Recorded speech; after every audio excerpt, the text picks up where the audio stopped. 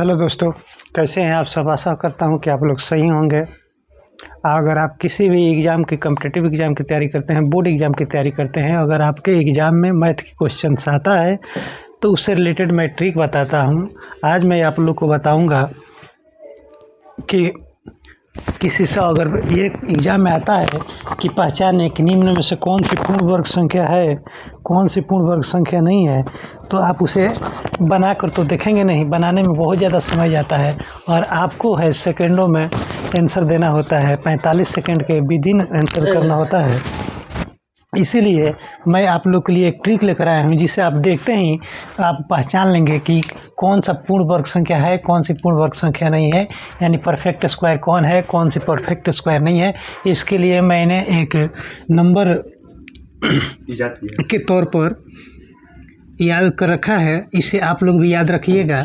अगर किसी संख्या के अंत में 2, 3, 7, 8 या सिंगल जीरो दिखाई दे तो समझ जाइए कि वो संख्या किसी संख्या का पूर्ण वर्ग संख्या नहीं हो सकता, यानी परफेक्ट स्क्वायर नहीं हो सकता। चाहे वो कितना ही बड़ी संख्या हो, अगर आपको परफेक्ट स्क्वायर सेलेक्ट करना हो तो बस उसके अंतिम डिजिट, लास्ट डिजिट देखिएगा, लास्ट अंक, यानी अंतिम में उसके कहीं ये इनमें से कोई एक तो नहीं। अगर इनमें से कोई एक है तो पूर्ण वर्ग संख्या या परफेक्ट स्क्वायर है ही नहीं या हो ही नहीं सकता। जैसे देखिए एग्जाम्पल के तौर पर ये इतनी बड़ी संख्या है, अगर इसको बताना है कि यह कि परफेक्ट स्क्वायर है कि नहीं है, तो आप इसके अंतिम में देखेंगे 2 है और इसमें भी 2 है, इसका मतलब ये परफेक्ट स्क्वायर नहीं हो सकता। उसी तरह से इसको देखिए, इतनी बड़ी संख्या है, अगर हम बनाएं तो बहुत ज़्यादा टाइम व्यर्थ होगा। इसीलिए खाली इसको अंत में ही देखेंगे क्या है, तो सिंगल जीरो है, तो इसका मतलब ये भी किसी संख्या का परफेक्ट स्क्वायर नहीं हो सकता। उसी तरह से इसको देखिए, इसके अंत में क्या है, 3 है। बस हम लोग को सिर्फ और सिर्फ लास्ट वाला पर केयर करना है, बाकी इधर कितनी बड़ी संख्या है, क्या है, नहीं है, उससे कोई मतलब नहीं है। हम लोग अंतिम डिजिट देखेंगे, 3 है तो 3 इसमें भी है, इसका मतलब ये भी परफेक्ट स्क्वायर नहीं हो सकता। उसी तरह से इसको देखेंगे, इसके अंत में क्या है, तो 8 है, तो ये भी किसी संख्या का परफेक्ट स्क्वायर नहीं हो सकता। उसी तरह से इसको देखेंगे तो 0 तो है, लेकिन no need to get confuse, इतना कन्फ्यूज होने की ज़रूरत नहीं है।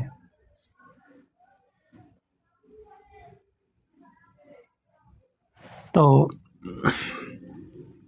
यहाँ सिंगल जीरो नहीं है, इसके अंत में डबल जीरो है, इसका मतलब ये है कि ये हो भी सकता है, ये परफेक्ट स्क्वायर हो सकता है।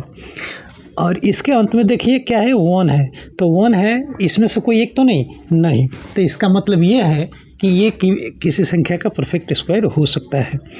तो आपके एक आप कहिए कि हो सकता है, तो उसमें कैसे पता चलेगा, तो आपको एग्जाम में वैसा ही क्वेश्चन देता है जो वो वास्तव में परफेक्ट स्क्वायर होता है, बजाय इसके छोड़कर अगर ये किसी संख्या के अंत में है तो वो नहीं होता है।